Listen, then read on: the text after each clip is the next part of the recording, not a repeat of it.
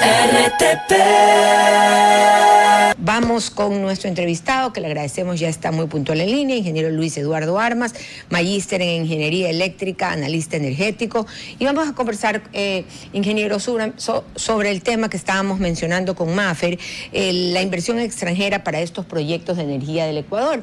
En su reciente y segundo viaje al exterior, el presidente ha asegurado que regresa con un acuerdo entre China y España de $1.000 millones para obras energéticas. ¿Usted cree que con este monto va a ser imposible que tengamos estiaje y también muy posible que superemos los problemas energéticos que tenemos? Ya, ¿cómo está, Doménica? Buen día. A ver, se tiene dos proyectos de parte del gobierno, son 600 millones de parte de Cox España y 400 millones de parte de Power China. Pero son exclusivamente para proyectos fotovoltaicos y estos se van a implementar a partir del próximo año, 2026-2027. Se tiene una certeza de Cox España que son 530 megavatios aproximadamente. Y sin embargo, de Power China va a ser un aporte de baterías. Esto va a ser parte de la solución en la época de estiaje, para evitar los apagones, las desconexiones de carga. Pero no es la solución definitiva, la solución permanente que requiere el país. Tiene que invertir en más proyectos, en energía hidroeléctrica, en energía térmica, que es energía firme, energía eólica y demás. Tiene que configurar una matriz energética más diversa y más sostenible para evitar los apagones de aquí a largo plazo. Claro, por ahí un poco quiere uno abordar todos los proyectos, pero con el paso que están dando se encaminan como una acción, digamos, parte o complementaria de todo lo que debe hacerse, lo que usted ha señalado. Sí, ciertamente. A ver, cada país tiene que potenciar su disponibilidad energética que tienen. En caso del Ecuador tenemos disponibilidad de recursos eólicos, fotovoltaicos y sobre todo hidráulicos. Entonces, dentro de la matriz energética, configurar proyectos fotovoltaicos considerando el potencial que tiene el país es ciertamente parte de la solución. ¿Cómo debería estar distribuida la generación de energía en nuestro país, considerando nuestra realidad como territorio, las zonas de riesgo que tiene el Ecuador y nuestros picos de sequía? Ya, la matriz energética ecuatoriana debería estar conformada tentativamente con un 55% de lo que son centrales hidroeléctricas, un 25-30% de centrales térmicas eficientes, centrales de gas natural, poco contaminantes, y el resto puede estar configurado por centrales fotovoltaicas y por proyectos eólicos. Esto daría solidez, no solo depender del clima durante la época del estiaje. Ingeniero, entre los aportes que vamos a tener son de ciertas empresas, tanto chinas como españolas. Una de ellas, la Power China, es la casa matriz de Sinodro, que no podemos dejar de recordar que fue la que levantó la hidroeléctrica Coca-Cola Sinclair. Esta compañía está en medio de un, arbitraje estatal solicitado por el holding de nuestro país, justamente SELEC, que reclama daños por su construcción. ¿No será eso contraproducente que venga esta compañía a seguir invirtiendo a pesar de este problema legal en el que se encuentra? Son dos proyectos diferentes, ¿no? Del proyecto Coca-Cola que está en una zona de riesgo y ha tenido bastantes temas de funcionamiento, de fisuras y demás. Pero en cambio el aporte que va a dar en este caso Power China va a ser en sistemas de baterías y energías renovables, sistemas fotovoltaicos. China es la potencia número 1 del mundo en sistemas fotovoltaicos y además va a dar asesoría en el plan maestro de electrificación. Así que pensaría que ya no se debe tener problemas como se ha presentado en la construcción de Coca-Cola con la representante de Sinohydro. Hablemos de lo que representa la inversión en términos de generar ya toda esta estructura.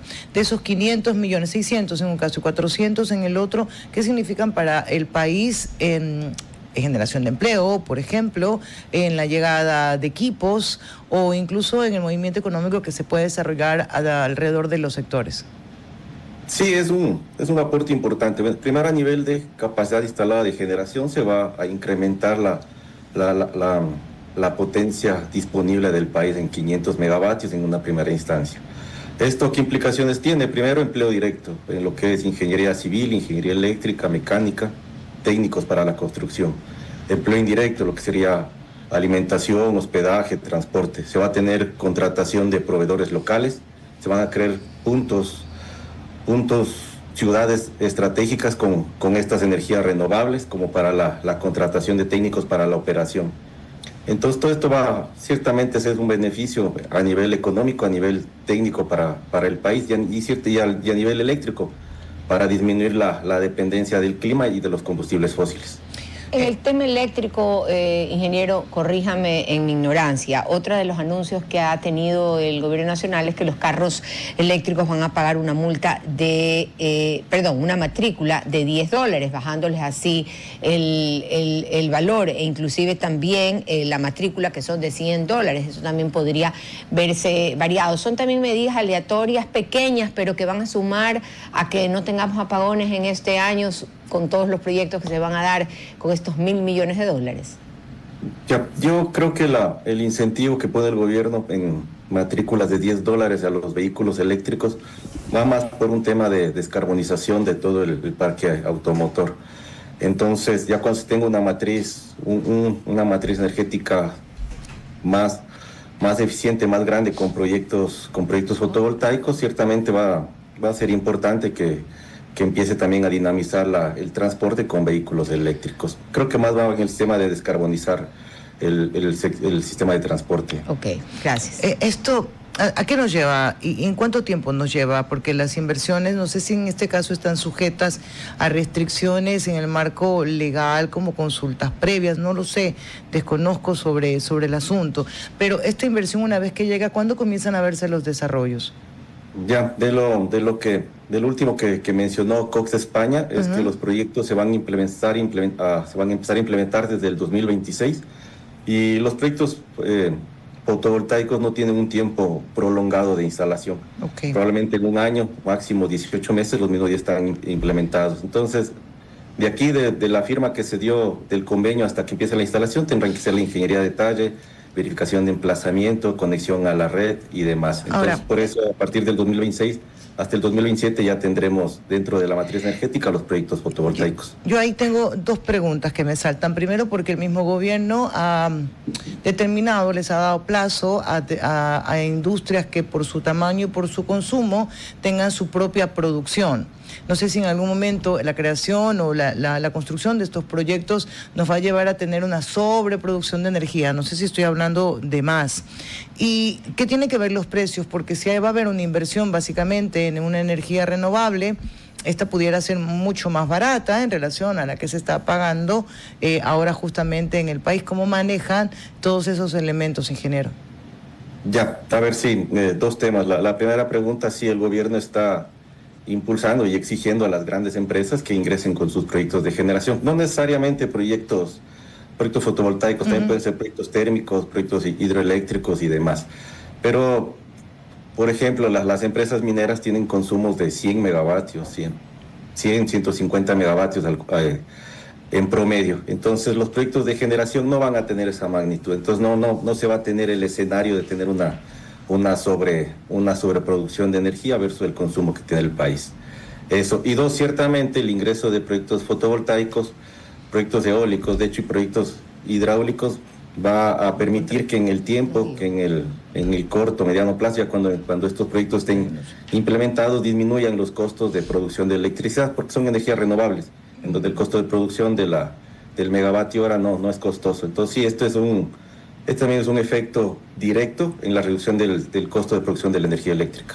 Bueno, en épocas de otros gobiernos como el del el presidente Guillermo Lasso, también hubieron algunos tipos de acercamientos para lograr evitar este gran problema que ha tenido el Ecuador, con grandes pérdidas económicas, inclusive hasta vidas humanas se han dado por los apagones. Recuerdo que fue en la ciudad de Quito, que estuvo el viceministro de Hidrocarburos, que estuvo el ministro de Electricidad y demás, con autoridades extranjeras. Yo no recuerdo, tal vez usted, con más conocimiento del tema y más información, si esto ha servido de algo a favor para el país, o simplemente no se pudo concretar por el poco tiempo que tuvo el gobierno de Guillermo Lasso en gestión.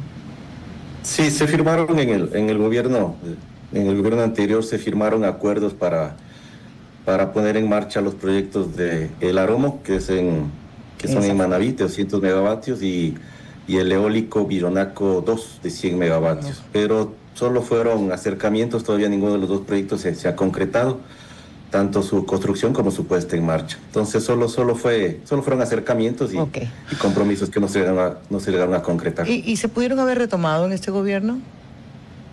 Creo que se va a estar retomando, porque sí, Vironaco 2 creo que está también en proyecto, y sí sería deseable que el gobierno impulse a ambos proyectos que se tienen ya estudios definitivos y sería un aporte importante a la matriz energética del país. Voy a replantearle una pregunta que me envían acá. Dice, ¿cómo puede perjudicar el incremento de autos eléctricos, que es de lo que preguntaba Doménica, sobre el consumo eléctrico? ¿Qué tanto puede incrementar la demanda?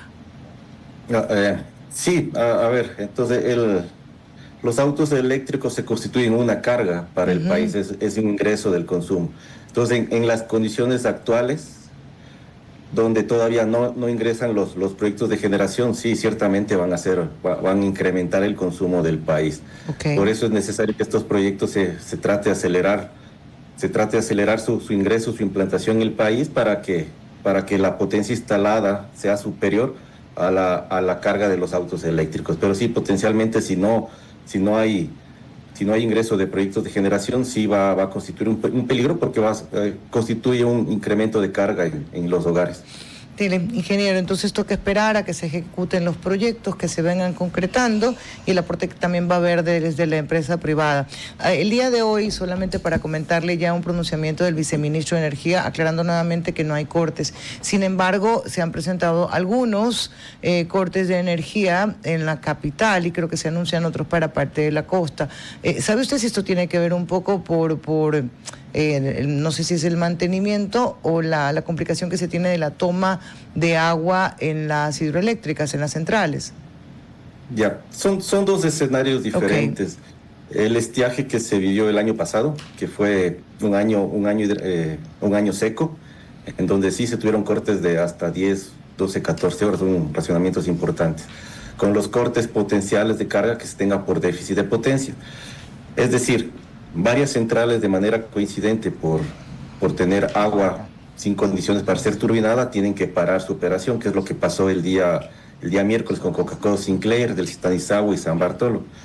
Por lo tanto, en momentos puntuales potencialmente se podría tener un déficit de potencia, es decir, la generación instalada, la generación disponible no va a poder abastecer en horas de demanda máxima el consumo del país.